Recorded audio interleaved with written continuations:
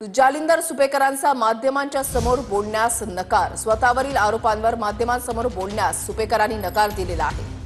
6 मोठे आरोप होऊनही जालिंदर सुपेकरांचं मौन असल्याचं पाहायला मिळालेलं आहे। स्वतःवरील आरोपांवर माध्यमांसमोर बोलण्यास सुपेकरांनी नकार दिलेला आहे। कैदी गायकवाडकडे 550 कोटींची मागणी केल्याचा सुपेकर यांच्यावर आरोप आहे। कैद्यांच्या दिवाळी फराळामध्ये आर्थिक अपहार राजू शेट्टींनी हा आरोप केलेला आहे। जालिंदर सुपेकरांनी माध्यमांच्या समोर त्यांच्यावर होणाऱ्या आरोपांबाबत बोलण्यास नकार दिलेला आहे। 6 मोठे आरोप होऊन देखील जालिंदर सुपेकर हे मौन बाळगून आहेत। स्वतःवरील आरोपांवर माध्यमांसमोर बोलण्यास त्यांनी स्पष्टपणे नकार दिलेला आहे। ही दृश्य जी आहेत आपण या ठिकाणी पाहताय। जालिंदर सुपेकर हे बाहेर येत होते, मात्र माध्यमांचे कॅमेरे प्रतिनिधी पाहताच ते त्याच ठिकाणी थांबले आणि त्यानंतर त्यांनी बोलण्यास नकार सुद्धा दिलाय।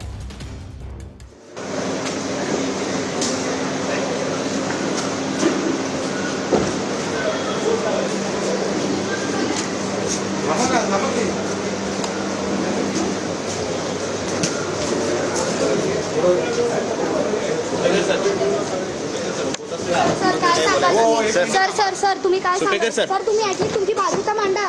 सर सुपेकर सर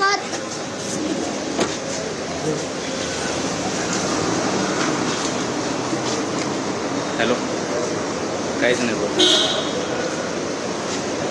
थांब 2 मिनिटं।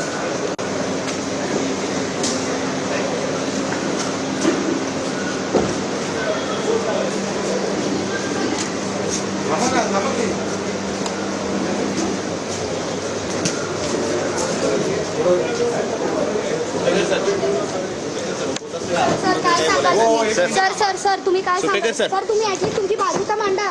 सर सुपेकर सर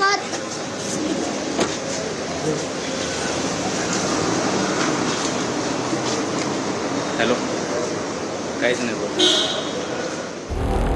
जालिंदर सुपेकरांवर 6 मोठे आरोप। आतापर्यंत सुपेकर यांच्यावर 6 मोठे आरोप झाले। हगवणे कुटुंबाला पिस्तुलाचा परवाना मिळवून देण्याचा आरोप सुपेकरांवर झाला। सुपेकरांनी कैद्यांना 300 कोटी रुपये मागितले असा आरोप धस यांनी केला। अमरावतीच्या तुरुंगात असलेले कैदी गायकवाड यांच्याकडे सुपेकर यांनी 550 कोटींची मागणी केल्याचा आरोप वकील कराड यांनी केलाय। गायकवाड पितापुत्रांचं सोनं जप्त करताना सुपेकर यांनी 150 कोटींचा भ्रष्टाचार केल्याचा आरोप कराड यांनी केलाय। सुपेकर यांनी येरवडा कारागृहात कैद्यांच्या दिवाळी फराळात आर्थिक अपहार केला असा आरोप राजू शेट्टींचा आहे। कृष्णा सोनारवाडकर आमचे प्रतिनिधी आमच्या सोबत आहेत, अधिक माहिती जाणून घेणार आहोत। कृष्णा, सुपेकरांवर 6 मोठे आरोप आहेत, मात्र तरी सुद्धा माध्यमांच्या समोर येऊन स्पष्टीकरण देण्यास काही बोलण्यास त्यांनी नकार दिलाय।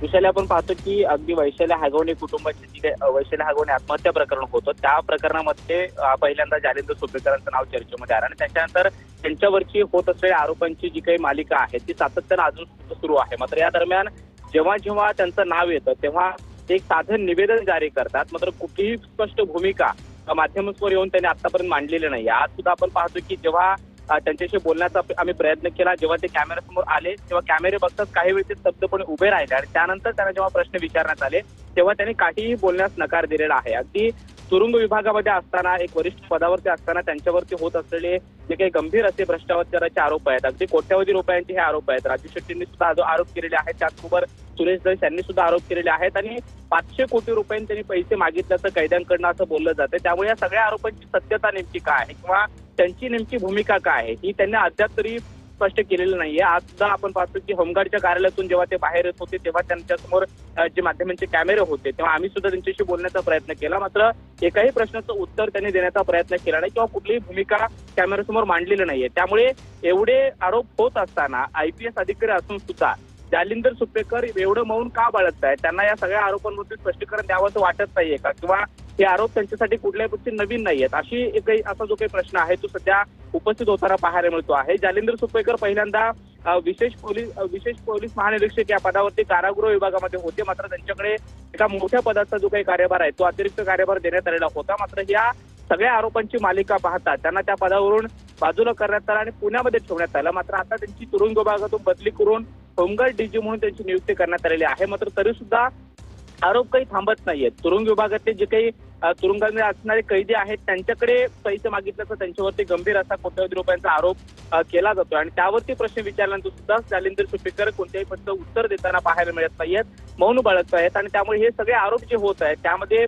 जर तेवढे तथ्य असेल किंवा सत्यता असेल तर जालिंदर सुपेकर यांच्यावरती येत्या काळामध्ये काही कारवाई होणार का, हा सुद्धा एक महत्त्वाचा प्रश्न जो आहे तो सातत्याने विचारला जातोय.